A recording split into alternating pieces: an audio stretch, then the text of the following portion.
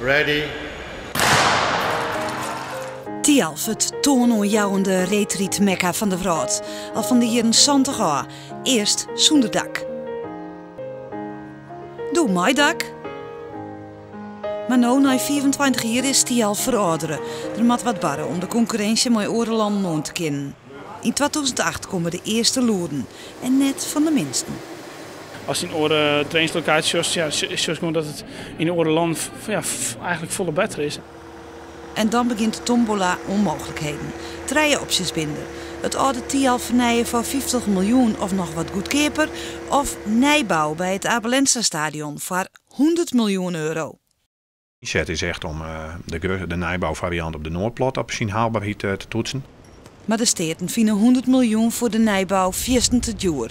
Na 2 jaar praten kiezen de provinciale politici voor vernijbouw van Tialf. 50 miljoen voor een nieuwe baan waarvan 20 miljoen euro voor rekken komt van de provincie. De rest voor het Riek en de Merk. Kleer denken we dan. Maar nee, het is minder weer. In juli begint de lobbywer vanuit de Reetriedersraad. Maar alweer een nieuwe variant. 2 banen op het oude plak.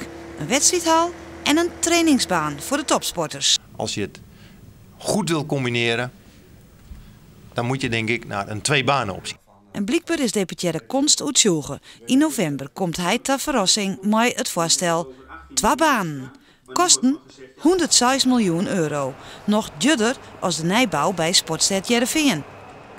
50 miljoen moet van de provincie komen. 56 miljoen van het Riek en de Merk.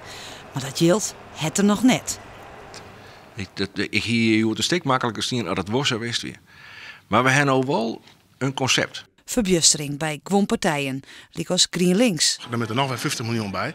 Ja, bij mij is het geduld op. Maar ik dit plan liep het nou van de baan. In de commissiegeerkomst de verleden weken was duidelijk dat het geen meerderheid krijgt. De Partij van de Arbeid had de sleutelrol. Zij willen nou 50 miljoen euro steken in vernijbouw van de bestaande hal. Ze is maar het oorspronkelijke plan, maar dan alleen nog mooi provinciaal yield.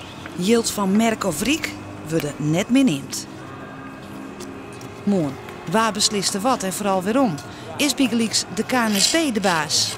Ik ben stelletje verwende pubers heb ik wel eens zijn die landelijke KNSB. Ja, maar het is net zo dat de KNSB u chanteert, wat dan ik.